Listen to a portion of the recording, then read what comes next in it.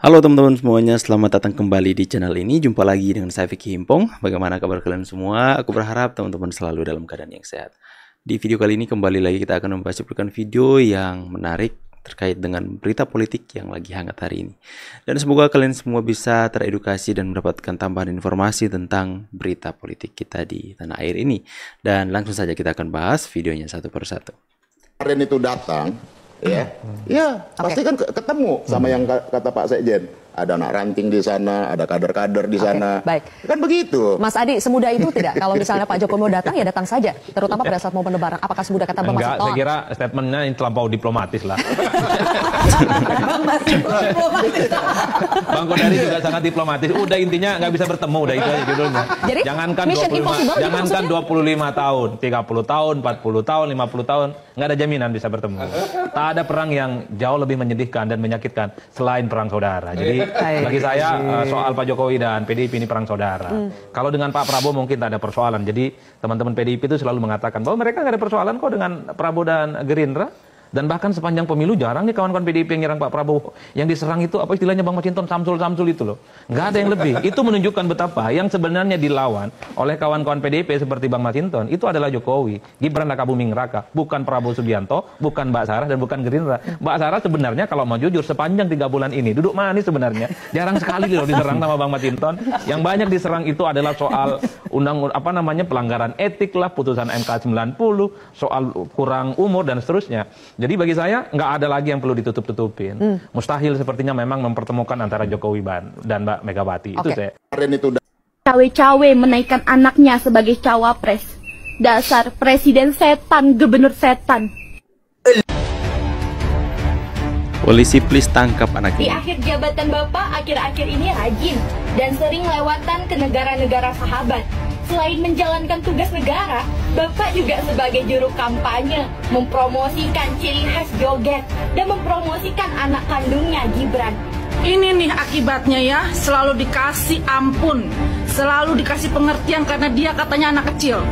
Jadi saya minta pihak kepolisian, ini tangkep ini anak, ya, sudah menyebarkan fitnah, berita kebohongan. Jangan dipandang anak-anak ini. Muka tua dia. Tangkap, karena sudah mencoreng Anak-anak nama muka Pak Jokowi emak-emak. ini.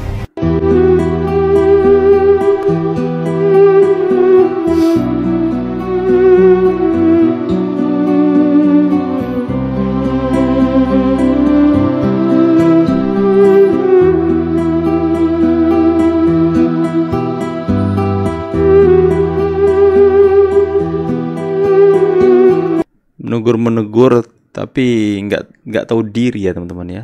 Oh, sebentar Ibu. Udah. Saya salah satu korlap yang urus barang ini juga. Kacau Ibu dua jangan orang. tolak, ini korlap lapangan. Ibu tidak punya kontribusi dalam demo-demo begini. Saya Baku hantam aja Fritz kau ya.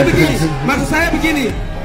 Keluarga Alor dengan tulus memohon maaf kepada masyarakat Tidak Indonesia diperkenankan untuk atas menyampaikan. tindakan yang dilakukan oleh Fritz Alorboy dalam demonstrasi politik yang mengarah pada kepentingan partai atau tim Amin.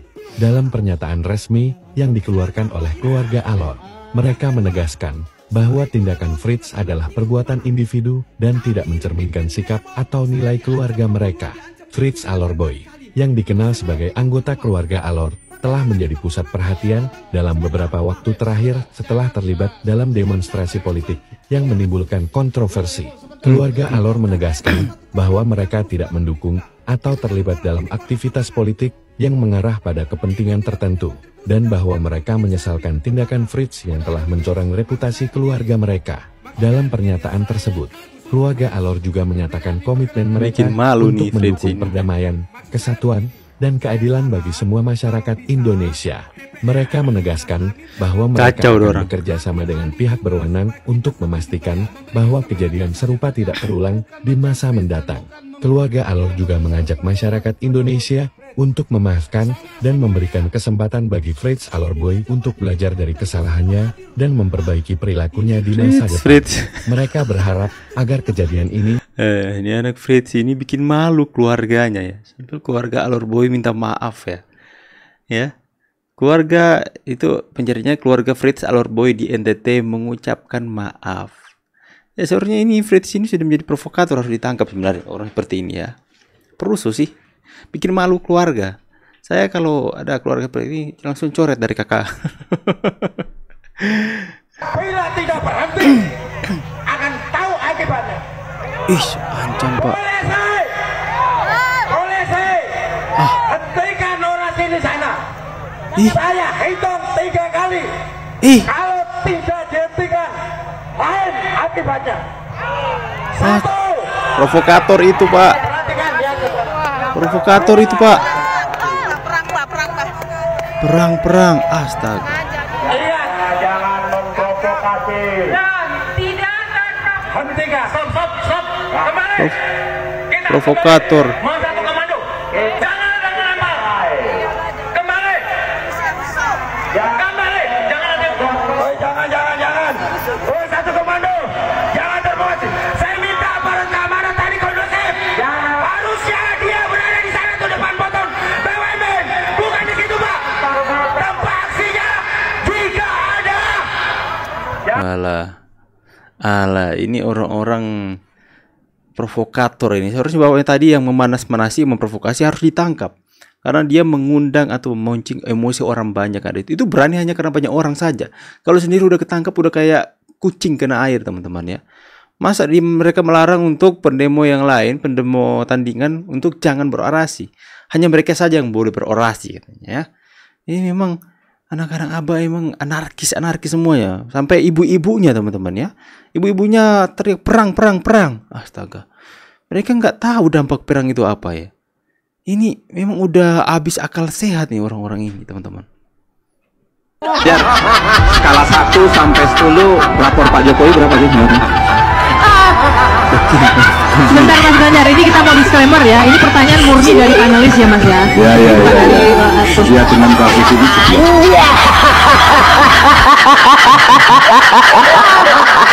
Biar skala 1 sampai 10. Pak Jokowi melongok, ngak, jreng tiba-tiba. Apa yang dia bangun? Melongok, jreng. Apa yang dia buat? Melongok, engge. Tiba-tiba apa? Bagaimana dia berubah? Bagaimana dia menyulap Indonesia?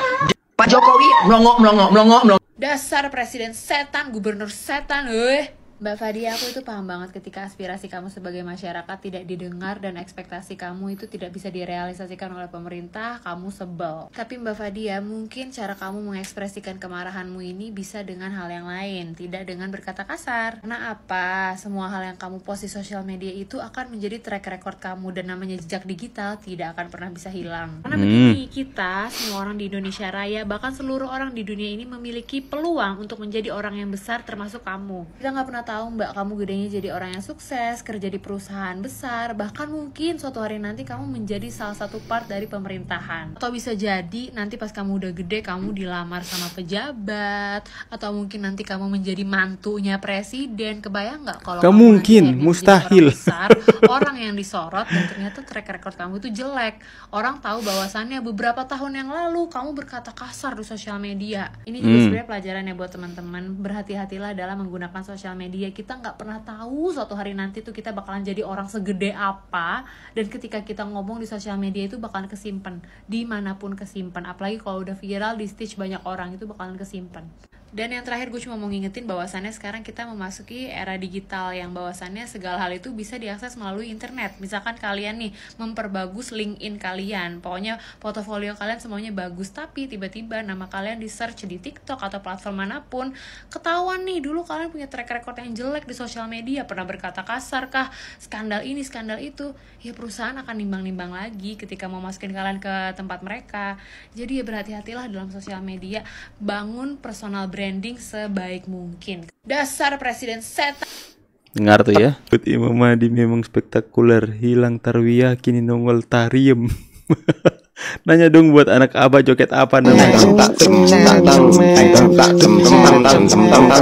Udah kayak anak-anak aja teman-teman ya, tingkah mereka ya.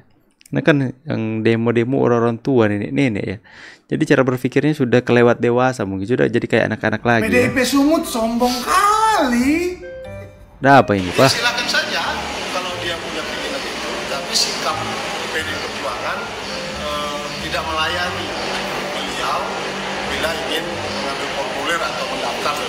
Perjuangan tidak akan dilayani, dan sudahlah menurut kami cari saja partai lain yang mau mengusung beliau.